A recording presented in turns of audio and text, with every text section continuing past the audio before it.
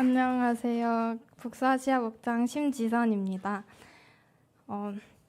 저는 고등학생 때 에스더 기도 운동에서 주최하는 청소년 지저스 암이라는 캠프에 몇 번 참석했습니다. 이 캠프는 한국 청소년들을 진정한 하나님의 군사로 키우고 북한 복음 통일을 위해 기도하고 준비하는 캠프였습니다. 그래서 북한을 위해 헌신하고 싶은 사람은 헌신 때 앞으로 나가는 시간도 있어서 저도 나갔습니다. 그때는 정말 북한을 위해 뭐든 하겠다는 마음이었지만 시간이 점점 지나면서 그 서약은 후회로 변했습니다. 북한에서 하나님을 믿으면 받는 고문, 그 고문이 저는 세상에서 제일 두렵고 북한이 아닌 세상적으로 이루고 싶은 목표가 제 마음을 채웠기 때문입니다. 저는 오래전부터 고문이 너무 무서워서 밤에 잠을 잘 수가 없던 날이 많았습니다. 하나님은 내가 감당할 수 있을 만큼의 고난만 허락하신다는 말도 위안이 되지 않아 내 믿음이 고문을 감당할 수 있을 만큼 크지는 않길 바랬고 계속 하나님이 나에 대해 예비하신 길이 북한이 아니었으면 좋겠다면서 계속 걱정했습니다.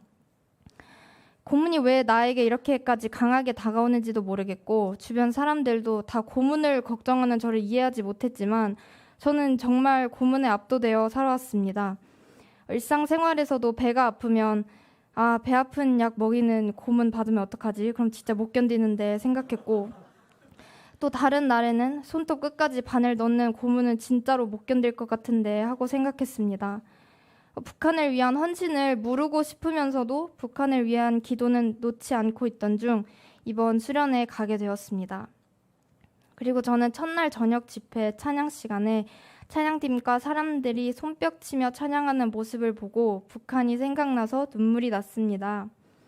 이렇게 교회 수련회를 위해 따로 마련된 공간에서 자유롭게 큰 소리를 내면서 찬양하고 기쁨으로 주님을 찬양할 수 있다는 게 너무나도 큰 축복이라는 게 머리가 아닌 가슴으로 느껴졌고 손을 들고 찬양하는 사람들의 모습이 진정으로 아름다웠습니다. 하지만 기도 시간에는 기도가 잘 되지 않았습니다. 간절한 기도가 나오지 않았던 겁니다. 지금 제 인생에 감사와 은혜가 넘쳐서인지 나에 대해서든 북한에 대해서든 간절한 마음이 없었고 하나님이 나를 사랑하시는 것도 너무나 잘 알고 있었기 때문입니다. 기도가 잘 되지 않다 보니 내가 혹시 가짜인가? 내가 잘못된 믿음을 가지고 있나? 걱정됐습니다.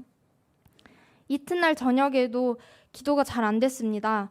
권호 목사님께서 말씀해 주신 4가지, 하나님께서는 나의 물매를 사용하신다, 하나님께서는 내가 지금 있을 자리를 결정하셨다, 하나님께서는 내 믿음의 결단을 기뻐하신다, 그리고 마지막으로 하나님께서 인도하시는 기도는 내 기도의 범위를 능가하신다.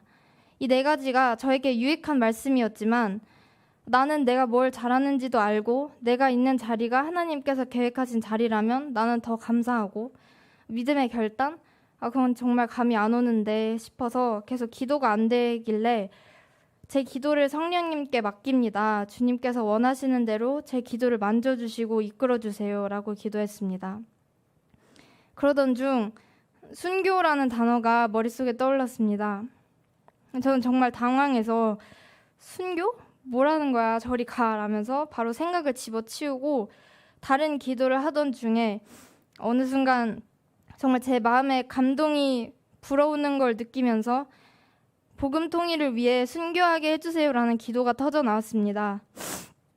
그러더니 갑자기 신사참배를 거부하고 하나님을 믿다가 못 길을 걸었던 주기철 목사님과 북한에서 하나님을 믿었다는 이유로 포크레인이 발끝부터 머리까지 천천히 밟아서 엄청난 고통 속에 죽게 만드는 고문으로 돌아가신 어느 목사님의 이야기가 스쳐 지나가더니 얼마 전 우연히 가게 된 크리스천 작가님 전시에서 본 말씀 시편 56장 4절 What can mere mortals do to me?가 머릿속에 계속 맴돌았습니다.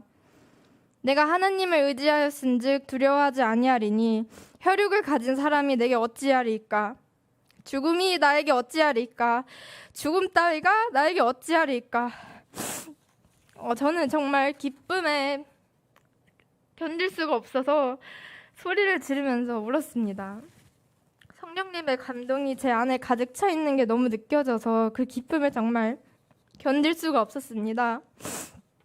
사랑보다 미워하기를 좋아하고 죄의 굴레에 여전히 묶여있는 나 같은 놈한테 어떻게 이런 선물이 올 수 있는지 이거는 정말로 하나님의 선물이라고밖에는 설명이 안 됩니다.